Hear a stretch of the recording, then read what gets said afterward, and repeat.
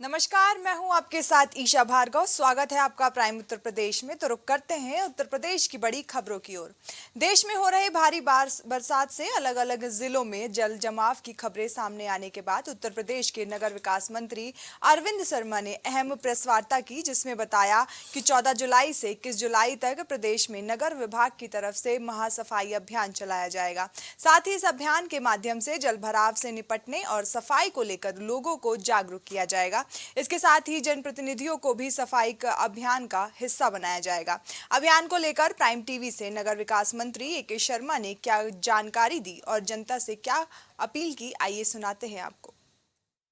प्रदेश में हो रहे जल जमाव और सफाई की व्यवस्था को दुरुस्त करने के लिए नगर विकास विभाग एक विशेष अभियान चला रहा है। विभाग के मंत्री ए के शर्मा जी हमारे साथ मौजूद हैं। कैसे ये अभियान काम करेगा और कैसे इस अभियान को आम जनमानस तक पहुंचाया जाएगा? कल शुक्रवार 14 तारीख से आने वाले शुक्रवार यानी कि 21 तारीख तक का पूरे एक सप्ताह का एक नगर सफाई महाअभियान छेड़ने के लिए आज हम लोगों ने निर्णय लिया है और उसके लिए विस्तृत सूचना भी हमने अपने विभाग के सभी अधिकारियों को, नगर निगमों, नगर निकायों के सभी अधिकारियों को हमने दिया है। उसमें विशेष रूप से हमने ये कहा है कि इस पूरे एक सप्ताह हमारे जो नगर विकास से जुड़े हुए जो अधिकारी कर्मचारी हैं वो लोग स्वयं भी अपने घरों के आसपास, अपने ऑफिस के आसपास, अपने कार्यस्थल या घर के आसपास सफाई का कार्य करेंगे, श्रमदान करेंगे। जनता से भी मेरी अपील है कि वो विशेष रूप से जो शनिवार और रविवार आ रहा है, इन दिनों में अपने अगल बगल के पार्कों, अपने अगल बगल की गलियों, नालियों, गलियों कूचों की सफाई करें। जहाँ जहाँ मैन पावर या मशीन की कमी होगी, जो जिन निकायों में इन साधनों का अभाव है, संसाधन का अभाव है, मैन पावर का अभाव है, उनको हम बगल के निकाय से हम मदद करेंगे। उसके लिए हम पूरा एक कंट्रोल रूम हमारे नगर निदेशालय में बन रहा है, आज से कार्यरत हो जाएगा। इस प्रकार हम एक मल्टी डिसिप्लिनरी और मल्टी एजेंसी प्रयास के तहत एक महाअभियान सफाई का और जल निकासी का हम छेड़ रहे हैं। इस अभियान की सफलता और पूर्णता के बाद 21 तारीख को जब ये पूर्ण होगा तो उन साफ़ की हुई जगहों पे जहाँ से हमने कूड़े कचरे उठाए हैं या जल निकासी कराई है, ऐसी जगहों पे यथासंभव हम हरित क्रांति के कार्य करेंगे। हरित जो पौधे लगाने का काम है, बरसात का सीज़न चल रहा है, कहीं गार्डन बनाने का, कहीं पार्क बनाने का, कहीं बगीचा बनाने का, उनको और सुंदर और सुरम्य बनाने का, कि जो तमाम कहीं हम नक्षत्र वन बना दें, कहीं नवग्रह का वन बना दें, इस तरह का औषधीय वन बना दें, हम कहीं कहीं नगर वन बना दें।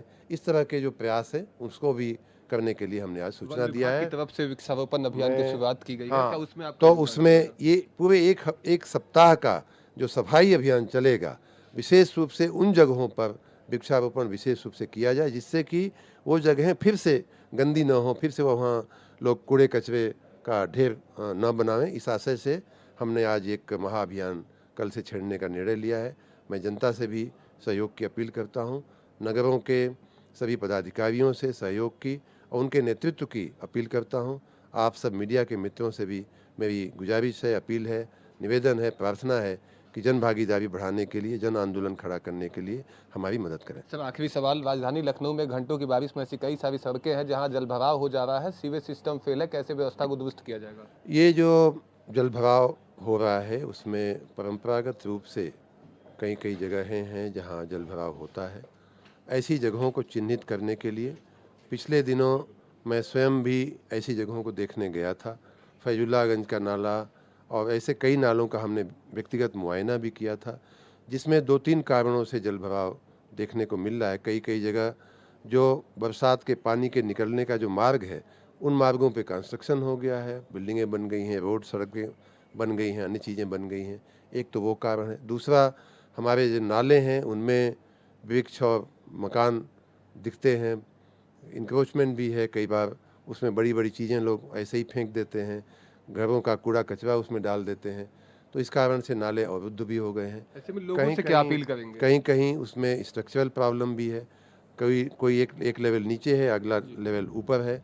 तो ये सब बातें हमारे ध्यान में हैं, जहाँ संभव है वहाँ हम उसको टैकल कर रहे हैं। लोगों से मेरी ये गुजारिश है कि आप जल निकासी के मार्गों का अवरोध ना करें, उस पर कोई किसी प्रकार का कंस्ट्रक्शन ना करें, उस पर किसी प्रकार का इंक्रोचमेंट स्वयं भी ना करें और किसी और को करने भी ना दें। जिस तरह से माननीय प्रधानमंत्री जी के आह्वान पे हमने स्वच्छता का जो हमारा जो संज्ञान हम लोग ले रहे हैं, नागरिक ले रहे हैं, उसी प्रकार जल मार्गों को अवरुद्ध न होने दें। ये भी एक सभी नागरिकों को एक जिम्मेदारी लेनी पड़ेगी। उससे भी आगे चल करके अपने घर का कूड़ा कचरा, अपने घर का जो मलबा है, कई बार हमने देखा है कि फ्रिज की पैकिंग, टीवी की पैकिंग, पूरा पुराना गद्दा, पुरानी रजाई भी ला करके लोग बड़े नालों में डाल दे रहे हैं, जिससे कि पूरा नाला चौक हो जाता है। तो ये ऐसे कार्य करने से बचें। उनके निष्पादन के लिए अलग व्यवस्थाएं हैं, अलग जगहें आप मुकर्रर हैं, नालों में न डालते हुए उनको अलग जगहों पर डालें। इस प्रकार जन सहयोग से ही हम इन समस्याओं से निजात पाएंगे। जनता से मेरी अपील है कि इसमें हमारा सहयोग करें। जी बिल्कुल। तो उत्तर प्रदेश सरकार के नगर विकास मंत्री ए.के. शर्मा थे, जिनका साफ तौर पे कहना है कि प्रदेश में के अंदर में स्वच्छता को लेकर और जलभराव को लेकर प्रदेश के अंदर में एक हफ्ते का एक विशेष अभियान चलेगा, जिसके तहत प्रदेश के अलग अलग कोनों में नगर विकास और उससे जुड़े तमाम पदाधिकारी और तमाम समाज सेवी लोगों को सम्मिलित किया जाएगा और प्रदेश के अंदर में स्वच्छता को कहीं ना कहीं बेहतर किया जाएगा। साथ ही उन्होंने साफ तौर से कहा कि जो नदियों के और जो तमाम अगर देखा जाए तो प्रदेश के अंदर में नदियां हैं, नालियां हैं, उसको चोक आम जनता ना करे, जिससे पानी की निकासी बेहतर ढंग से हो सके। वीडियो जर्नलिस्ट विजय के साथ मैं विभांशु, प्राइम टीवी लखनऊ। खबर हरदोई से है, जहां डीएम एमपी सिंह ने बाढ़ग्रस्त इलाके को दौरा किया, जिसमें उन्होंने रामगंगा नदी के कटाव को देखा और संबंधित अधिकारियों को निर्देश भी दिए। इस दौरान ग्रामीणों ने गांवों में प्राथमिक स्कूल ना होने की बात कही। इस पर उन्होंने लेखपाल और कानूनगो को जमीन चिन्हित कर रिपोर्ट भेजने के निर्देश दिए। साथ ही जल शक्ति मंत्री स्वतंत्र देव सिंह के दावे के बाद 7.95 करोड़ की परियोजना के पानी में बह जाने की इलाके में चर्चा है।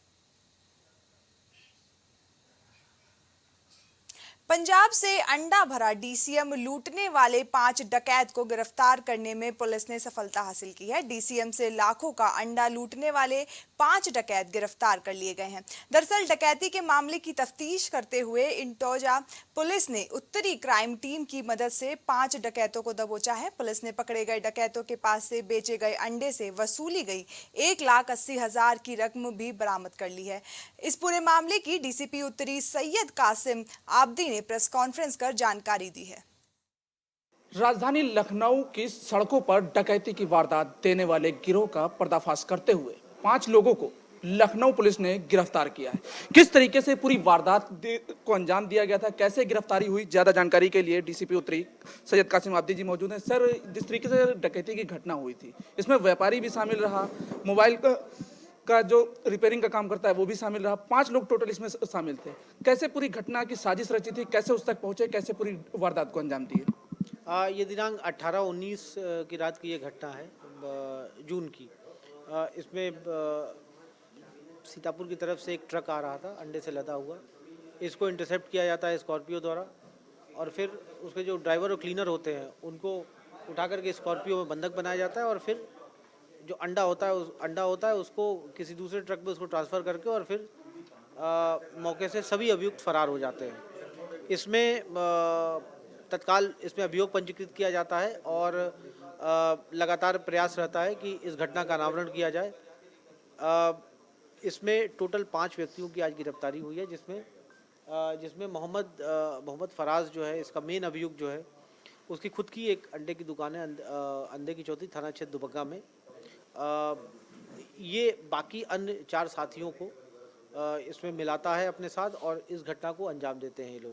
सर, जिस तरीके से फराज इसका मास्टरमाइंड बताया, क्योंकि फराज की जो गाड़ी सामने आई थी कि हरियाणा में लूटी गई, उसके बाद ये पूरी साजिश रची, क्या उसको रिकवर करने के लिए, क्योंकि जो एक मामला सामने आ रहा है, जो फराज है वो ब्याज का भी काम करता है, क्या उन पैसों को ब्याज पे देने का काम करता था?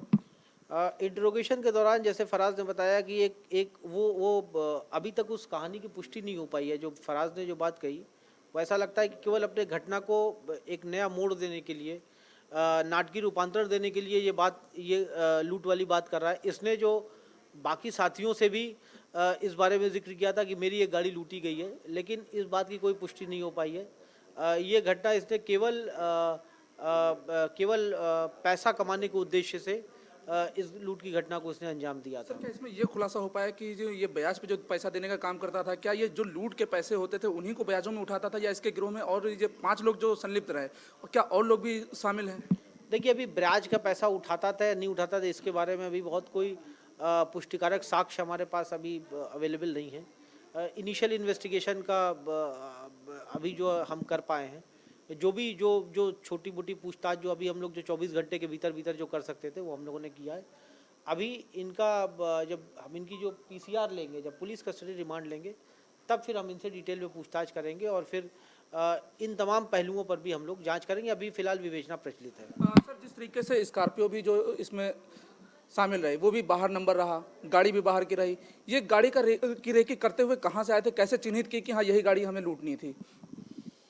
नहीं, जैसा मैंने बताया कि ये जो फराज है, ये इसको ऑलरेडी पूरे घटना के बारे में उस गाड़ी के बारे में पूरी जानकारी थी और पहले से ही ये लोग घात लगाए हुए बैठे हुए थे। और इसमें जो गाड़ी है, जैसा आपने बताया कि ये जो अभियुक्त है इसमें मोनू, इसके भाई की गाड़ी थी और इसने अपने भाई के संज्ञान में लिए बिना ये पूरी घटना में ये शामिल हुआ और फिर उसके बाद घटना करने के बाद फिर ये गाड़ी ले जा करके इसने अपने घर पर खड़ी कर दिया। सर 5 लोग रहे, पांचों ने अपना किस तरीके से रोल निभाया? क्योंकि एक लोग इसमें जो अभी तक जानकारी निकल के आई कि एक लोग ने अपने आप को मालिक बताया, फिर गाड़ी रोकी, फिर उनको बंधक बनाया, फिर लूट की, तो पांचों के रोल अलग अलग कैसे थे? जैसा मैंने बताया कि जब इन्होंने गाड़ी रोकी, ट्रक रोका, तो 2 व्यक्ति उस ट्रक में जाकर के बैठे, उस ट्रक को किसी पहले से ही जो इनका डिसाइडेड स्थान था वहाँ पे उस ट्रक को ले गए।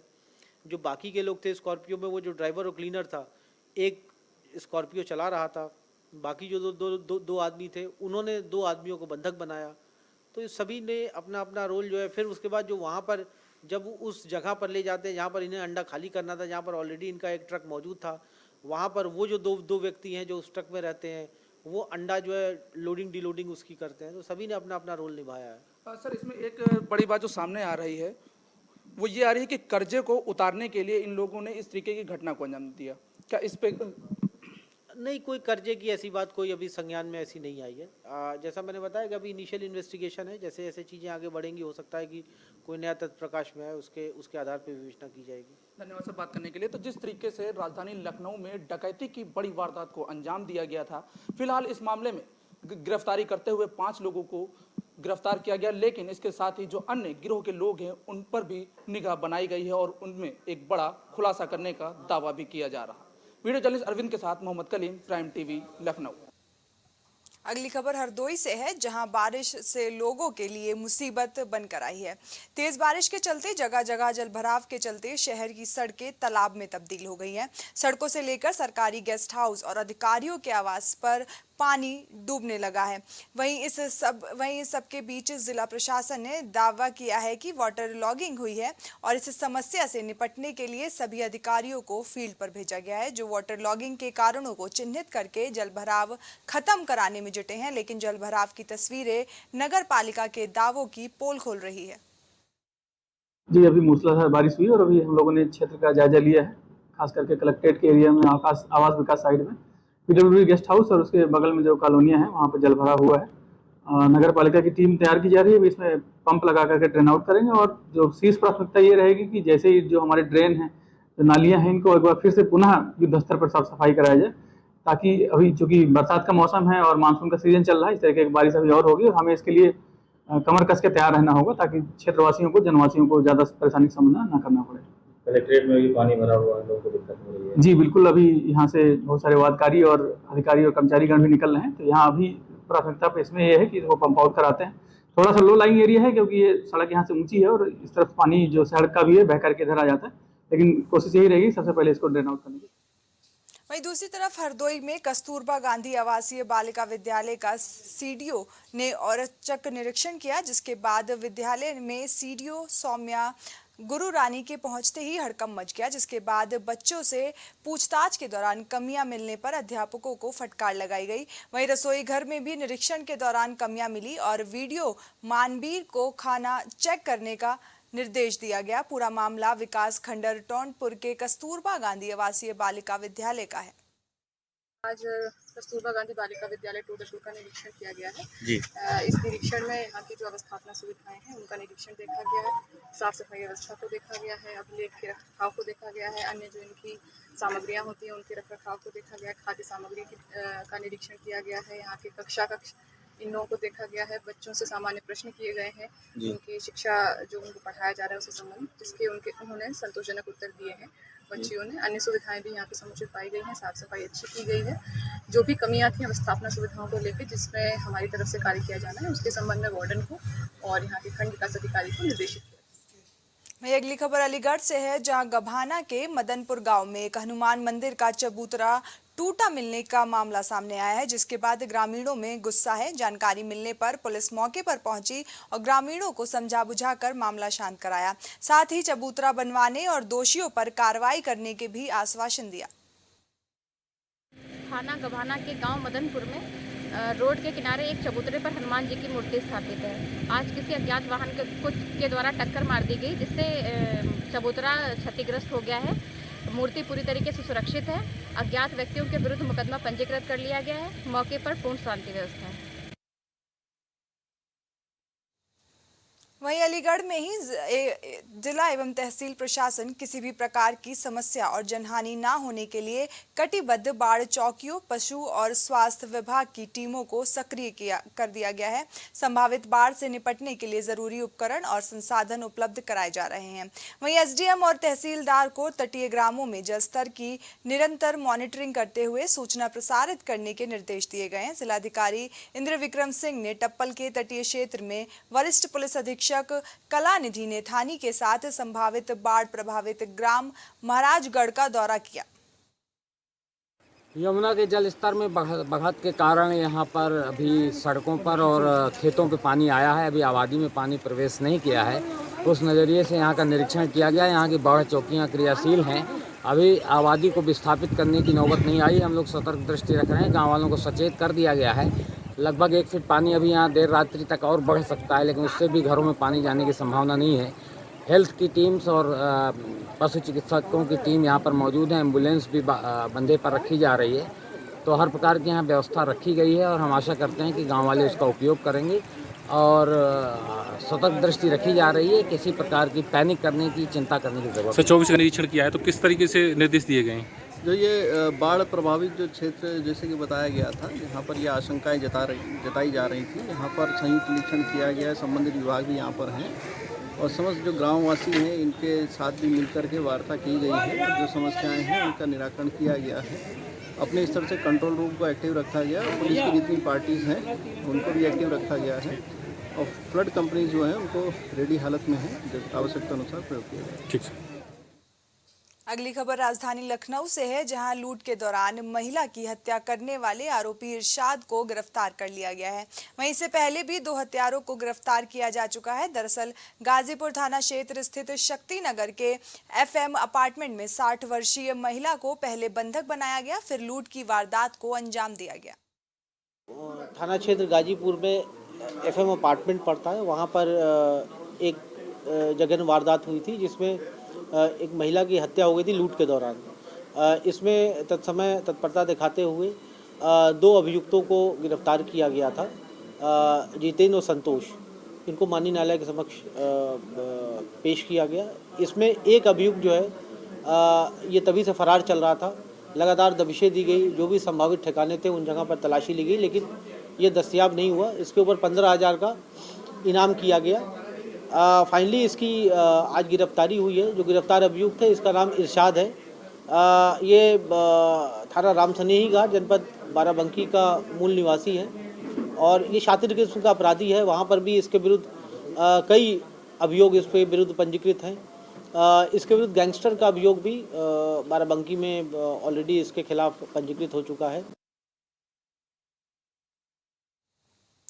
अगली खबर सुल्तानपुर से है, जहां दुबेपुर ब्लॉक के सदर तहसील में महिलाओं के हित संरक्षण कानून संबंधी जागरूकता शिविर का आयोजन किया गया, जहां आई हुई महिलाओं को उनसे संबंधित कानून और योजनाओं के बारे में जानकारी भी दी गई और उन्हें जागरूक किया गया, जिससे महिलाओं को उनका अधिक से अधिक लाभ मिल सके और वे अपने आसपास के लोगों को इसके बारे में जागरूक कर सके। महिलाओं को केवल महिला पुलिसकर्मी ही गिरफ्तार कर सकती है, और अगर कोई पुलिस का विवेचक या दरोगा आपसे पूछताछ करता है तो उस वक्त एक महिला कांस्टेबल या महिला पुलिसकर्मी की उपस्थिति भी आवश्यक है। 7 साल से कम के अपराधों में महिला और पुरुष दोनों को ही पुलिस जो है आम तौर पर देगी, पूछताछ करेगी, और अगर कुछ परिस्थितियां बनती हैं जिसमें गिरफ्तार करना आवश्यक हो जाता है तभी वो गिरफ्तार कर सकती है। और सामाजिक उत्थान कैसे होगा तथा उनको कानूनी जानकारी किस तरह प्राप्त होगी, इन सब की जानकारी के लिए आज ये विधिक साक्षरता शिविर का आयोजन आपके बीच में किया गया है। देखिए, राष्ट्रीय विधिक सेवा प्राधिकरण नई दिल्ली और राष्ट्रीय महिला आयोग के संयुक्त तत्वाधान में ये महिला हितों के संरक्षण के संबंध में जो कानून समय समय पर बनाए गए हैं उनके लिए जागरूकता और साक्षरता शिविर दुबेपुर ब्लॉक सदर तहसील में आयोजित किया गया था, जिसमें महिलाओं के हितों के संबंध में जो आपराधिक कानून बनाए गए हैं उन पर जानकारी दी गई। सर्वाइकल कैंसर जो महिलाओं में तेज़ी से फैल रहा है उससे रोकथाम और उसके बारे में जानकारी दी गई, और अन्य जो कानून और योजनाएं महिलाओं के हितों के लिए प्रशासन और शासन में बनी हैं नैब, उनके बारे में जानकारी दी गई ताकि महिलाओं को इसका अधिक से अधिक लाभ मिल सके। यूपी कारागार मंत्री धर्मवीर प्रजापति ने होमगार्ड जिला कारागार मुख्यालय पर वृद्ध वृक्षारोपण कर कार्यक्रम की शुरुआत की। धर्मवीर प्रजापति ने बताया कि लगातार बेहतर पर्यावरण के लिए मुख्यमंत्री के निर्देशों के अनुसार वृक्षारोपण किया जा रहा है, और इसके साथ ही यूपी की 25 करोड़ जनता से भी वृक्षारोपण कराने की अपील की जा रही है। इसके साथ ही वृक्षारोपण करने के साथ साथ उनकी सुरक्षा को लेकर विभाग के द्वारा तैयारी की जा रही है। तरह के मनीष दुबे जो है वो कैरेक्टर से थे, उसके आपके तरह का उनका आचरण हमारे पास डीजी भी बैठे हैं हमारे, और हमारे प्रमुख सचिव भी बैठे हैं।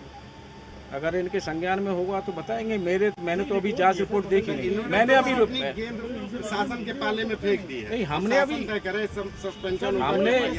अभी जांच रिपोर्ट देखी नहीं है, और देखने के बाद ही इसमें कुछ बता पाएंगे। देखिए, माननीय मुख्यमंत्री जी ने बहुत ही बृहद वृक्षारोपण का अभियान चलाया है, और आप सभी जानते हैं कि आगामी 22 तारीख को उस दिन बहुत ज़्यादा संख्या में वृक्ष लगाए जाएंगे। तो उसी को ध्यान में रखते हुए हमारा होमगार्ड संगठन, जो पूरे प्रदेश में 80,000 से ज़्यादा भी होमगार्ड आज के डेट में एक्टिव हैं, काम कर रहे हैं, तो माननीय मंत्री जी श्री धर्मवीर जी के दिशा निर्देश में हम लोग पूरे प्रदेश में वृक्षारोपण का बृहद कार्यक्रम शुरू कर रहे हैं। खबर उन्नाव से है, जहां जिला अधिकारी अपूर्वा दुबे, सीडीओ ऋषिराज और अपर पुलिस अधीक्षक शशि शेखर सिंह ने जिला कारागार का औचक निरीक्षण किया। इस दौरान उन्होंने जेल के समस्त बैरकों को खंगाला। बंदियों के एक एक सामान की जांच की गई। हालांकि इस दौरान कोई आपत्तिजनक वस्तु नहीं मिली।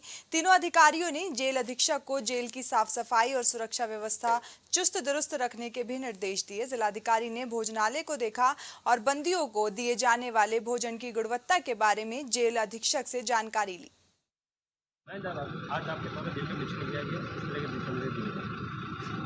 आज मेरे द्वारा और पुलिस अधीक्षक महोदय द्वारा जो संयुक्त रूप से जेल का जो भ्रमण है वो किया गया है।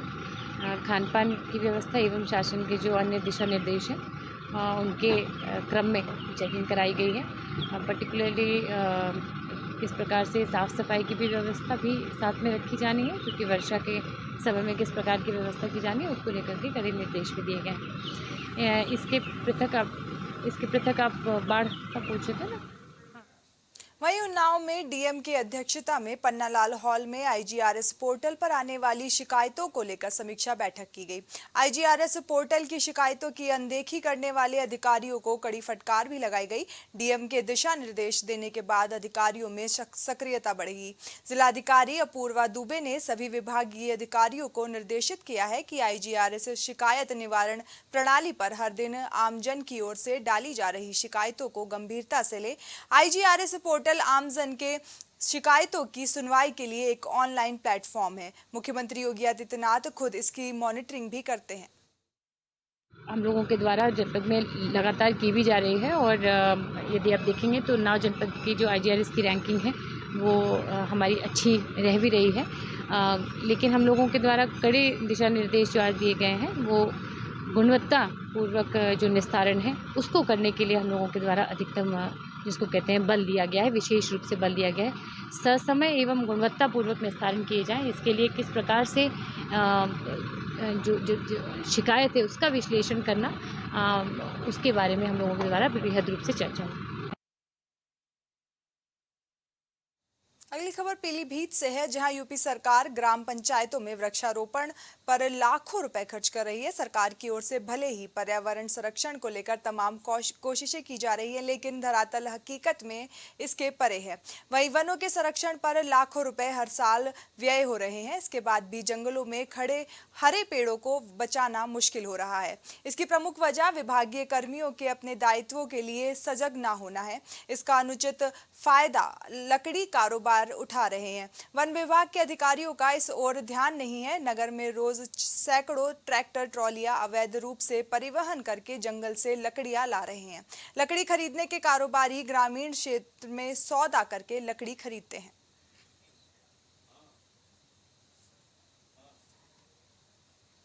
कानपुर अब अपराधों का नया अड्डा बनता जा रहा है। दरअसल गांधीग्राम इलाके में एक सिरफिरे युवक ने पति पत्नी पर धारदार हथियार से जानलेवा हमला कर दिया है। जानकारी के मुताबिक गांधीग्राम में रहने वाले लक्ष्मी नारायण गुप्ता मजदूर का काम करते हैं। जब वो अपने घर खाना खाने पहुंचे तभी उन्हीं के पड़ोसी में रहने वाला आरोपी उनके घर पहुंचा। साथ ही पति लक्ष्मी नारायण और पत्नी अंजू के साथ झगड़ा करने लगा। जब तक वो दोनों कुछ समझ पाते तब तक उसने धारदार हथियार से उन दोनों की गर्दन पर हमला कर दिया। वहीं आरोपी युवक को पकड़कर घटना की सूचना पुलिस को दे दी गई है। मौके पर पहुंची पुलिस ने घायल दंपत्ति को इलाज के लिए ट्रॉमा सेंटर भेजा है, तो वहीं आरोपी युवक को पुलिस हिरासत में लेकर पूछताछ कर रही है। ये गांधीग्राम में चकेरी थाना अंतर्गत लक्ष्मीलाल गुप्ता अपनी पत्नी के साथ रहते हैं इस मकान में। आज हेमंत जयदास नामक व्यक्ति आया और इनके साथ बैठा था। किसी बात को लेकर कहा सुनी हुई क्या हुई अभी अंदर की बात है, ये पूछताछ के क्रम में पता चलेगा। और उसने चाकू या किसी धारदार हथियार से उन पर हमला कर दिया। वो गंभीर हालत में हॉस्पिटल रवाना कर दिया गया है। और क्या लग रहा है आपको? अगली खबर राजधानी लखनऊ से है, जहां किसान की रजिस्टर्ड एग्रीमेंट की फसल लगी जमीन पर कब्जे का प्रयास किया जा रहा है। विपक्षी हिस्ट्री सीटर संदीप कुमार ने दर्जनों गुर्गों संग पहुंचकर जबरन खेत में कब्जे का प्रयास किया। असलहों और लाठी डंडों से लैस होकर आए दबंगों ने जमीन पर खड़ी फसल को ट्रैक्टर से जबरन जुतवा दिया और पीड़ित किसान के विरोध करने पर जान से मारने की धमकी भी दी। बता दें कि तहरीर देने के बाद भी पुलिस ने कोई कार्रवाई नहीं की है, जिसके बाद पीड़ित किसान ने सीएम हेल्पलाइन पर शिकायत दर्ज कराकर कार्रवाई की मांग की है। पीड़ित का आरोप है कि पुलिस ने समय रहते दबंगों पर लगाम नहीं लगाई तो उसकी हत्या हो सकती है। मोहनलालगंज कोतवाली क्षेत्र के इंद्रजीत खेड़ा गांव का ये पूरा मामला बताया जा रहा है। उत्तर प्रदेश की खबरों में फिलहाल के लिए बस इतना ही। देश और दुनिया की तमाम खबरों के लिए बने रहिए प्राइम टीवी के साथ। नमस्कार।